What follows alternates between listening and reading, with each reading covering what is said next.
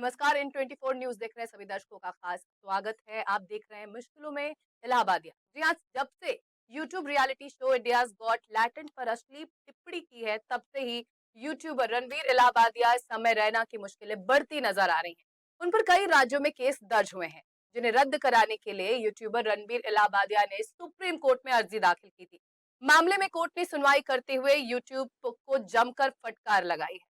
Supreme court ने YouTuber को उनके द्वारा किए गए वल्गर कमेंट के लिए फटकार लगाते हुए दो टूक में कहा कि इनके दिमाग में गंदगी भरी है और ऐसे व्यक्ति की बात अदालत आखिर सुने क्यों।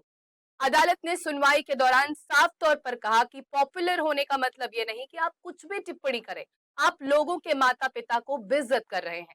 अदालत ने कहा कि ऐसा लगता है आपके दिमाग में कुछ गंदगी है, क्योंकि जिस विकृत मानसिकता का प्रदर्शन किया गया है उससे पूरा समाज शर्मिंदा हो गया है। अदालत ने रणबीर को आदेश दिया है कि वो बिना उनकी इजाजत लिए देश के बाहर नहीं जा सकते। यूट्यूबर को उनका पासपोर्ट पुलिस थाने में जमा कराने को भी कहा गया है। जस्टिस सूर्यकांत और जस्टिस एन कोटेश्वर सिंह की पीठ ने इंडिया गॉट लैटेंट शो करने पर पाबंदी लगाने के साथ साथ रणबीर का पासपोर्ट जब्त करने के आदेश भी दिए हैं। आपको बता दें कि बीते दिन अश्लील टिप्पणी करने के लिए यूट्यूबर रणबीर इलाहाबादिया, समय रैना और अन्य लोगों के खिलाफ एक और एफआईआर दर्ज की गई। राजस्थान के जयपुर के जय राजपूताना संघ ने रणबीर इलाहाबादिया, समय रैना, आशीष चंचलानी, अपूर्वा मखीजा और अन्य के खिलाफ बीएनएस एक्ट, आईटी एक्ट और अन्य अधिनियमों की धाराओं के तहत जयपुर में एफआईआर दर्ज कराई है। एफआईआर को जीरो एफआईआर के रूप में खार पुलिस स्टेशन ट्रांसफर कर दिया गया है, क्योंकि घटना स्थल खार पुलिस स्टेशन के अधिकार क्षेत्र में आता है। इससे पहले असम पुलिस के साथ गुवाहाटी साइबर और महाराष्ट्र साइबर में केस दर्ज किया गया था। रणबीर ने सुप्रीम कोर्ट में याचिका दाखिल कर महाराष्ट्र और असम में दर्ज कराई एफआईआर को जोड़ने और गिरफ्तारी से संरक्षण दिए जाने की मांग की थी। हालांकि डांट फटकार के बावजूद सर्वोच्च अदालत ने रणबीर को गिरफ्तारी से सशर्त राहत दे दी है।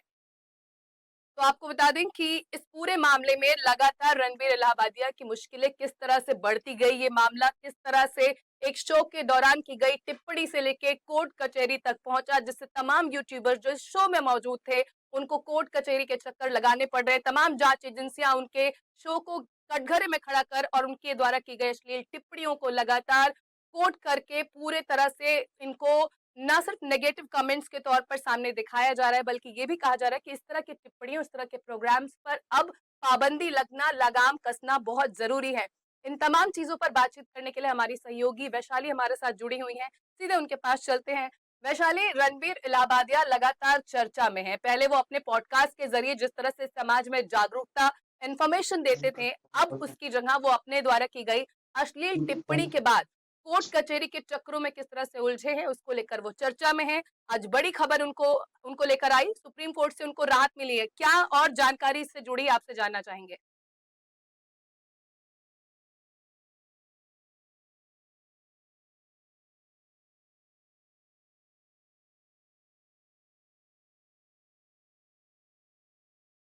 अ, वैशाली वैशाली से वापस जुड़ने की कोशिश करेंगे। अभी हमारे साथ इस पूरे मुद्दे पर बातचीत के लिए वाहिद अली खान जी मौजूद हैं, जो सीनियर जर्नलिस्ट हैं, बिजनेसमैन हैं और काफी लंबे अरसे से वो लगातार जर्नलिज्म के क्षेत्र में एक्टिव हैं और रणबीर इलाहाबादिया के इस केस से जुड़े हुए उनके बड़े मुखर अंदाज में उन्होंने अपनी बात भी लगातार सामने रखी। सीधे उनका रुख करेंगे।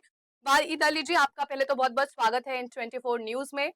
आपसे जानना चाहेंगे कि जो ये पूरा एक प्रकरण चल रहा है, आज सुप्रीम कोर्ट से रणबीर इलाहाबादिया को कह सकते हैं बड़ी राहत मिली है कि उनको आगे इस मामले में कोई भी केस नहीं या कोई एफआईआर नहीं दर्ज होंगे, लेकिन इसके साथ साथ कोर्ट ने काफी खरी खोटी भी सुनाई है रणबीर को। आपका क्या टेक है, सबसे पहले जानना चाहेंगे। देखिए, जिस तरह के शब्दों का उपयोग माननीय सुप्रीम कोर्ट ने किया, वो उस तरह के शब्दों का उपयोग बहुत कम देखा जाता है। सीधा तौर पर, साफ तौर पर रणबीर इलाहाबादिया को मानसिक संतुलन बिगड़ा हुआ व्यक्ति कह दिया। कहा कि उनका मानसिक संतुलन ठीक नहीं है, क्योंकि जिस इंसान का मानसिक संतुलन ठीक होता है, वो इस तरह की भाषाओं का उपयोग लाइव टीवी पर नहीं करता है। तो ये रणबीर इलाहाबादिया हो या बाकी के 2 जो उनके साथी हों, उनके लिए एक बहुत बड़ी सबक है। हालाँकि माननीय न्यायालय ने इनको रिलीफ ज़रूर दे दिया है, कहा है कि अपना पासपोर्ट थाने में सबमिट कर दो, जो थाना पुलिस स्टेशन है वहाँ पर, और गुवाहाटी में अगर आपको बुलाया जाता है या मुंबई के किसी पुलिस स्टेशन में आपको बुलाया जाता है, तो आपको इन्वेस्टिगेशन के लिए जाना होगा। चाहे वो अगर बिना वकील के बुलाया जाए, तो बिना वकील के जाना होगा। देखिए, इतने बड़े वकील को उन्होंने हायर किया। आप समझिए, ये वकील कौन थे जो इनको रिप्रेजेंट कर रहे थे? हमारे माननीय सुप्रीम कोर्ट के चीफ जस्टिस चंद्रचूड़ के बेटे, वो उनको रिप्रेजेंट कर रहे थे। यानी वो उनको भी कहीं ना कहीं लगता है कि मेरा जो मुवक्किल है वो ठीक है। खैर, ये एक दूसरी डिबेट की बात है। लेकिन फर्स्ट, अगर हम आपके सवाल में आए, तो साफ तौर पर मैं ये कहना चाहूंगा कि रणवीर इलाहाबादिया, जो कि मुंबई स्कॉटलैंड यार्ड की बराबरी की पुलिस मानी जाती थी, मुंबई पुलिस, उसको झांसा देकर यहां से चला गया, सुप्रीम कोर्ट गया, और वहां पे जाके उसने रिलीफ लेकर वापस मुंबई आ रहा है। तो कहीं ना कहीं मुंबई पुलिस पे भी एक प्रश्न चिन्ह उठता है कि क्या भाई इस तरह का व्यक्ति, आपको, आप अपने आप को स्कॉटलैंड यार्ड बोलते हैं, और इसके बाद वो व्यक्ति यहाँ से निकल जाता है और रिलीफ लेकर आ जाता है। तो आपकी इन्वेस्टिगेशन किस तरह की चल रही है, किस तरह का रुख अपनाया हुआ है आपने? क्या जी, क्या आपका इशारा इस ओर है कि इस पूरे मामले में जानबूझकर शील्ड किया जा रहा है, बचाया जा रहा है रणवीर इलाहाबादिया को, पुलिस उसमें एक हिस्सा है? मेरा इशारा नहीं है, मैं तो साफ तौर पर कह रहा हूं कि कुछ पुलिस अधिकारी रणवीर इलाहाबादिया के साथ दे रहे हैं। मेरा इशारा नहीं है, मैं खुल्लम खुल्ला बोलता हूँ जी। देखिए, रणवीर इलाहाबादिया स्कॉटलैंड यार्ड की जैसी मुंबई पुलिस से छुटकारा पाकर निकल जाना, अपने घर पे नहीं मिल रहा है वो, अपने दफ्तर में नहीं मिल रहा है वो, कहीं नहीं मिल रहा है, ऐसा हो सकता है? आप मुझे बताइए। नहीं हो जी, सकता। मुंबई खासकर पुलिस जब चाहे तो किसी व्यक्ति का क्रिमिनल रिकॉर्ड ना हो, ऐसे में एक व्यक्ति का इतने आसानी से निकल कर छुप जाना, भाग जाना, सवाल तो खड़े करता ही है। खास तौर पर जब कोई इतना बड़ा सेलिब्रिटी हो, ऐसा जी। कहिए कि खास तौर पर जब इतना बड़ा सेलिब्रिटी हो, जिसको बच्चा बच्चा आज जानता हो, उस व्यक्ति का मुंबई से फरार हो जाना बहुत बड़ा प्रश्न चिन्ह उठता है। किस वजह से यहां से इलाहाबादी निकल गया? इलाहाबादी को पता था कि वो किसी भी क्षण अरेस्ट होने वाला है। माननीय मुख्यमंत्री देवेंद्र फडणवीस उसके पीछे लग गए थे, लेकिन पुलिस के कुछ जांच अधिकारी तो उसको पता होगा, मिले होंगे, जिन्होंने इसको इशारा दे दिया होगा कि भाई तू इधर से निकल जा, सुप्रीम कोर्ट चले जा, वरना अरेस्ट करना पड़ेगा। वो जांच अधिकारी कौन है, वो व्यक्ति कौन है, वो पुलिस अधिकारी कौन है, उनकी भी छानबीन होना चाहिए। इतना बड़ा आप कांड कर दें, इतना बड़ा स्टेटमेंट दे दें पब्लिक प्लेटफॉर्म में बैठकर, और उसके बाद आप सुप्रीम कोर्ट से राहत लेकर आ जाए, तो ये तो मुंबई पुलिस के लिए एक बहुत बड़ा तमाचा है। मुंबई पुलिस को सहना पड़ेगा। पांचों उंगली जो उनकी गाल में भी दिख रही है, उसको अभी रब करके साफ करना होगा। और वाहिद जी, बहुत हैरानी की बात है, जिस मामले को लेकर सुप्रीम कोर्ट इतने तल्ख अंदाज में नजर आई, जिस तरह के शब्दों का चयन किया गया चीफ जस्टिस की ओर से, ऐसे में उसके विपरीत जिस तरह से आप कहेंगे सरकार के तरफ से कह सकते हैं, क्या वाकई मंशा की कमी दिख रही है कि जानबूझकर ये प्रोलॉन्ग खींचा जा रहा है रणबीर इलाहाबादिया का अरेस्ट ना होना? देखिए, रणबीर इलाहाबादिया एक बहुत जानी पहचानी हस्ती है, कोई छोटा मोटा व्यक्ति नहीं है। इसने बड़े बड़े सेलिब्रिटीज से लेके बड़े बड़े पॉलिटिशियंस का इंटरव्यू किया है, तो जाहिर सी बात है कि कुछ लोगों के साथ इसके व्यक्तिगत ताल्लुकात भी होंगे।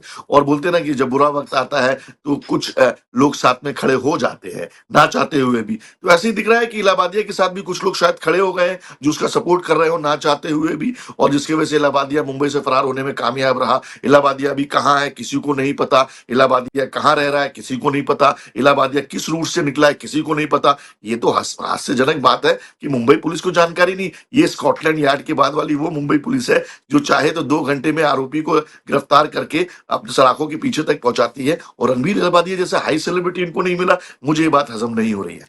बिल्कुल, तो जिस तरह से इशारा दिया जा रहा है, जिस तरह से अभी कंडीशंस हैं, रणवीर इलाहाबादिया न सिर्फ अपने द्वारा दिए गए कमेंट और टिप्पणी के वजह से चर्चा में थे, कोर्ट की तरफ से उनको फटकार लगी है, उनको फिलहाल अपना पासपोर्ट सरेंडर करना होगा। हमारी सहयोगी वैशाली भी हमारे साथ जुड़ी हुई हैं, सीधा उनका रुख करते हैं। वैशाली, जिस तरह से रणबीर को लेकर आज सुप्रीम कोर्ट ने खुले तौर पर कहा है कि जिस तरह की टिप्पणी की गई वो सभ्य समाज का आईना नहीं है, इन चीजों पर रोक लगनी चाहिए, और पॉपुलर होने का मतलब ये नहीं है कि आपको खुली छूट मिल जाती है कि आप कुछ भी बोले, कुछ भी कहे। जाहिर तौर पर जोरदार झटका सुप्रीम कोर्ट से इन शब्दों के जरिए दिया गया है रणबीर इलाहाबादिया को, हालांकि उनको राहत मिली है। जी पूर्णिमा, रणवीर इलाहाबादिया को लेकर आज सुप्रीम कोर्ट में सुनवाई हुई है। सुप्रीम कोर्ट ने उन्हें फटकार लगाई है। सुप्रीम कोर्ट ने कहा, एक तरफ इंडियाज गॉड लैटिन पर पाबंदी लगाने का आदेश दिया है, तो दूसरी तरफ रणवीर इलाहाबादिया का पासपोर्ट भी जब्त किया गया है। कोर्ट ने आदेश दिया कि वो बिना इजाजत कहीं बाहर नहीं जा सकते। सुप्रीम कोर्ट ने फटकार लगाते हुए कहा कि इतने इनके दिमाग में गंदगी भरी है, ऐसे व्यक्ति का हम क्यों सुने। पॉपुलर होने का मतलब ये नहीं कि आप कुछ भी बोल सकते हैं, किसी के पेरेंट्स को लेकर आप टिप्पणी कर सकते हैं। अदालत ने ये भी कहा जिस प्रकृति मानसिकता का प्रदर्शन किया गया है, उससे पूरा समाज शर्मिंदा है। कोर्ट ने ये भी कहा कि देश के अलग-अलग राज्यों में उनके खिलाफ एफआईआर को लेकर एक अब साथ उनका जोड़ा जाए। रणवीर को जान से मारने की धमकियां भी मिल रही है। कोर्ट ने उन्हें सुरक्षा प्रदान की है कि अगर उन्हें सुरक्षा चाहिए तो पुलिस से प्रोटेक्शन ले सकते हैं। जांच में अगर इलाहाबादिया शामिल होते हैं तो उनको गिरफ्तार नहीं किया और इस जाएगा, पर्स में भी वो बोलो अगर मेरे सहयोग पर्स से करते काट हैं निकालो। तो। वैशाली, क्या आपको लगता है कि इस तरह के जो अभी माहौल है उसके बाद रणवीर के शो को लेकर जो कोर्ट ने रोक लगाई है कि अब जब तक इस मामले में कोई फैसला नहीं होता है तब तक उनको शो के टेलीकास्ट पर भी रोक लगा दी गई है? जी पूर्णिमा जी, जिस तरीके से रणवीर ने शो पर जिस तरीके से कमेंट किया था, जिसके बाद हर कोई उनके खिलाफ एफआईआर दर्ज कर रहा है, अलग-अलग इलाकों में एफआईआर दर्ज हो रहा है क्योंकि रणवीर ने पेरेंट्स को लेकर कमेंट किया था, जिससे काफी लोग आक्रोश है। यूट्यूब पर भी काफी उनके असर पड़ा है, मिलियंस फॉलोवर्स जो कि गिर गए हैं। यूट्यूब पर भी फैन फॉलोइंग अच्छी खासी थी, अब उनकी फैन फॉलोइंग काफी गिर गई है, उनकी कमाई पर भी असर पड़ रहा है, जिसकी वजह से काफी कॉमेडियंस पर भी पड़ रहा है क्योंकि कॉमेडियंस के शोज अचानक से बंद किए जा रहे हैं, उनके शोज कैंसिल किए जा रहे हैं। जी, वापस जुड़ी रहिए वैशाली, आप हमारे साथ वापस आपका रुख करेंगे। वाहिद अली जी के पास चलते हैं। वाहिद जी, जिस तरह से इस पूरे मामले में अभी हमने देखा कि एक एपिसोड हाईलाइट हो गया जिसके बाद अभद्र टिप्पणियां चाहे वो रणवीर इलाहाबादिया की तरफ की गई या समय रैना की तरफ से या वहां मौजूद जो भी गेस्ट हैं, अपूर्व मखीजा हो जो रिबल किड के नाम से अपना शो चलाती हैं यूट्यूब पर। ये सिर्फ एक यूट्यूबर की बात नहीं है, हम लंबे अरसे से देख रहे हैं कि यूट्यूब पर लगातार इस तरह से अश्लीलता परोसी जा रही है, शब्दों पर कोई लगाम नहीं है, अभद्र भाषा का उपयोग किया जाता है। क्या इस बारे में इंडिकेशंस पहले से थे जो आज ये हुआ है, और सरकार या जो मॉडरेटिव बॉडीज हैं उनकी तरफ से कोई सही समय पर कदम नहीं उठाया गया जिसकी वजह से ये हालात आज हुए हैं? बिल्कुल सही कह रही हैं आप। कहीं न कहीं सरकार फैसला लेने में डिले कर रही है और उसी का खामियाज़ा हमें उठाना पड़ रहा है। चाहे वो ओटीटी प्लेटफ़ॉर्म हो, चाहे वो यूट्यूब हो, चाहे वो इंस्टाग्राम हो, चाहे वो फ़ेसबुक हो, कहीं भी आप देख रहे हैं कि किसी तरह की कई तरह की अभद्र भाषाओं का, अभद्र दृश्यों का, अभद्र वीडियोज़ का परोसा जा रहा है। तो ये परोसना जो है वो सरकार को कहीं न कहीं दिक्कत में ला सकती है और सरकार अब इस बात को जान चुकी है। इलाहाबादिया के केस इतने सामने आने के बाद अब ये साफ हो चुका है कि इलाहाबादिया के अलावा और कितने-कितने लोग हैं जो इस तरह की अश्लीलता को परोसते हैं। अब देखा जा रहा है कि किस तरह से लगाम लगाया जाए। आने वाले सत्र में ये भी कहा जा रहा है कि सरकार दिशा निर्देश तय करेगी, इन पर लगाम लगाया जाएगा और लगाम लगाने के बाद एक गाइडलाइंस तय की जाएगी लगाम के तहत कि क्या किसको कितना अलाउड करना है, अंडर 18 को कितना अलाउ करना है, अबव 18 को कितना अलाउ करना है। क्योंकि आप अगर ओटीटी प्लेटफॉर्म खोलकर देख लें तो वहां अंडर 18 हो या अंडर 16 हो या अंडर 14 हो, हर एक को एक ही तरह का खाना परोसा जा रहा है। और आज जो हमारी जो संस्कृति है, हमारी परंपरा है, हमारी भारत की जो संस्कृति है वो किस ओर जा रही है, ये सोचने पर सरकार मजबूर हो चुकी है। और इसी के तहत अब हमें ये देखने को मिल रहा है कि सरकार के कई मंत्री खुल्लम खुल्ला बोल रहे हैं कि इस पर लगाम लगाना जरूरी है और आने वाले समय में आपको जरूर कोई ना कोई दिशा निर्देश इस पर तय करना होगा। और जो हमें देखने को मिलेगा कि सरकार इस पर कोई ना कोई दिशा निर्देश तय करेगी। लेकिन यहाँ पर वाहिद जी एक सवाल है, जिस तरह के ये शोज बनते हैं, इंडियाज गॉट लैटेंट की बात की जाए, आप देख सकते हैं लाखों में इनकी व्यूवरशिप आती है। कॉमेडी के नाम पे कुछ भी परोसा जाता है, कुछ भी कहा जाता है। ये जो एक दौड़ है, अंधी दौड़ है व्यूवरशिप पाने के लिए, व्यूज पाने के लिए, ये क्या न सिर्फ अलार्मिंग है बल्कि आने वाले वक्त में यूथ को भी काफी हद तक गुमराह करने में ये अब तक सफल हो चुकी है, क्या ये आप मानते हैं? देखिए, सब्सक्रिप्शन 60 रुपए पर person, 1 million viewers, 2 million viewers, 3 million viewers, multiply by 60 rupees आप कीजिए तो कितनी आमदनी है ये साफ तौर पर सामने आ जाती है। दूसरी बात, ये 60 रुपए देने वाले लोग कौन हैं? किस तरह की मानसिकता के लोग हैं? क्या ये वो लोग हैं जो कैमरे के सामने आके इसका खंडन करते हैं और रात को 2 बजे के बाद ये वीडियोस देखते हैं? ये भी सोचना होगा हमें कि जो दिखता है वो बिकता है और जो बिक रहा है यानी कि वो दिख रहा है, तो सरकार को इस पे लगाम उठानी पड़ेगी। क्यों दिखाया जा रहा है? क्यों लोग 60 रुपए दे के इसको देख रहे हैं इन वीडियोस को? देखिए, मैं माफी चाहूंगा, लेकिन ये जो परोसा जा रहा है वो आज से नहीं पहले से है। हम भी अपने बचपन में देखते थे कि प्ले बॉय नाम की बड़ी बुक चलती थी और जिसको बच्चे और जिसको चाहे जवान छुपा कर अपने तकिए के नीचे रखते थे। वो बिकती थी, इसलिए लोग खरीदते थे। आज वो उतना पर बिकना लोग बंद हो गया, जैसा तो लोग ये खरीदते भी नहीं। मानना है कि आज समय इनका है, क्योंकि आप देखिए समय रैना ने कुछ दिन पहले ही अपीयरेंस किया था केबीसी जैसे रिपीटेड शो पे, जहां पर तमाम नामचीन लोग आते हैं या फिर ऐसे क्षेत्र से आते हैं जिनको एजुकेशन फील्ड से जुड़ा होता है। ऐसे मतलब पूरा एक सोशल अमला है, सोसाइटी है जो ये मानती है कि ये सक्सेसफुल है, इसलिए ये पॉपुलर फेस है। इनको बढ़ावा किसने दिया? इनको बढ़ावा कौन दे रहा है? जैसे कि अभी-अभी आपने कहा कि केबीसी ने बुलाया और उनको बढ़ावा दिया। क्यों बढ़ावा दिया? क्योंकि ये सक्सेस है। सक्सेस कैसी आई? ये कोई नहीं देखता। लेकिन सक्सेस है, मिलियंस ऑफ फॉलोअर्स हैं, इनके केबीसी में आने से केबीसी का फायदा होगा, बिग बॉस में आने से बिग बॉस का फायदा होगा, तो इनको बुलाया जाए। इनके मिलियंस ऑफ फॉलोअर्स में ट्वीट होगा, इंस्टाग्राम में रील्स जलेंगी, तो फायदा कहीं ना कहीं हमें भी होगा, यानी कि प्रोड्यूसर को भी होगा। तो जी। ये सक्सेस कैसे पा रहे हैं, उससे उनको कोई दिलचस्पी नहीं है, लेकिन सक्सेसफुल है, उनको इस बात की दिलचस्पी है। तो व्यूज के होड़ में कोई कुछ देखने समझने को तैयार नहीं कि आखिर किस तरह से चीजें बनाई जा रही हैं, बेची जा रही हैं। लेकिन सुप्रीम कोर्ट के आ जाए तल्ख लहजे के बाद ये साफ हो चुका है कि अब इस मामले में बहुत जरूरी हो चुका है कि हस्तक्षेप किया जाए सरकार की ओर से। एक रेगुलेटिंग बॉडी बनाई जाए जो कम से कम इन कंटेंट्स पर प्रॉपर नजर रख सके। भाई जी, यहाँ पर वापस रुक करेंगे। जिस तरह से हमने देखा जब रणवीर अलाहाबादिया का ये पूरा मामला चर्चा में आया, बहुत सारे ऐसे गेस्ट थे जिन्होंने ये कहा कि आने वाले वक्त में हम उनके शो को बायकॉट करेंगे। आज ही हमने देखा है, अभी एक कमेंट आया है बी पराग का, जो पॉपुलर सिंगर है बॉलीवुड के। उन्होंने कहा कि अब इस मामले को जाने देना चाहिए, बहुत हो गया। अगर कोई माफी मांग रहा है तो उसको एक्सेप्ट करके आगे बढ़ना चाहिए। क्या वाकई अब इस मामले को पूरी तरह से दरकिनार करके, भूल करके, एक गलती मानकर आगे बढ़ना ऑप्शन है? देखिए, आज मैं किसी को गाली बक दूं या उसके माँ बहन के खिलाफ अभद्र भाषाओं का उपयोग कर लूं, खुदा ना करे, या मैं किसी को खून कर दूं, या मैं किसी का बलात्कार कर दूं, माफी चाहूंगा इस तरह के शब्दों का उपयोग करने के लिए। लेकिन क्या उसके बाद माफी मिल जाती है? नहीं मिलती। यहाँ तो साफ तौर पर दिख रहा है कि किस तरह इन्होंने पोस्टमार्टम किया है अपने माँ बाप का, किस तरह से कत्ल किया है उनके इमोशंस का, किस तरह से बलात्कार किया है इस तरह के शब्दों का उपयोग करके हमारी संस्कृति का। तो क्या इनको माफी देना चाहिए? मैं तो नहीं चाहूंगा, इनको सजा मिलनी चाहिए। देखिए, चाहे सजा कोई भी हो, माननीय न्यायालय कोई भी सजा तय करे, सजा तय करने वाले हम नहीं, लेकिन सजा होती है। बचपन में भी हम कोई गलती करते थे तो उसकी सजा हमें माँ बाप देते थे, और इनको सजा मिलनी चाहिए। सिर्फ रो के टीवी पे यूं यूं करके मुझे माफ कर दो, मुझसे बहुत बड़ी गलती हो गई, इट्स नॉट इनफ। हमारी जो एक यहाँ पे एक न्याय न्याय संस्था जो है, न्याय सिस्टम जो है हमारी लॉ एंड ऑर्डर्स की, उनको तय करना पड़ेगा कि कल अगर आज इसको हमने माफी दे दी तो कल दूसरे भी खड़े हो जाएंगे, तो क्या उनको भी उस तरह की माफी देंगे? आज किसी ने हमारे माँ बाप के बारे में कहा, कल मेरी बहन और मेरे जीजा के बारे में कह सकता है कोई, कल मेरी बीवी और मेरे बारे में कुछ कह सकता है कोई, तो क्या कल उनको भी माफी के लायक हो जाएंगे? नहीं, मैं नहीं मानता इस चीज को। सजा जरूरी है, सजा देनी होगी और सजा मिलनी चाहिए इन लोगों को। चाहे वो डी पराग जैसे बड़े सिंगर सफाई में खड़े हो जाए, चाहे अमिताभ बच्चन खड़े हो जाए, शाहरुख खान या सलमान खान खड़े हो जाए, उनकी व्यक्तिगत राय उनके उन तक। लेकिन मेरी राय यह है साफ तौर पर कि सजा मिलनी चाहिए, क्योंकि सजा नहीं मिलेगी तो सबक नहीं मिलेगा।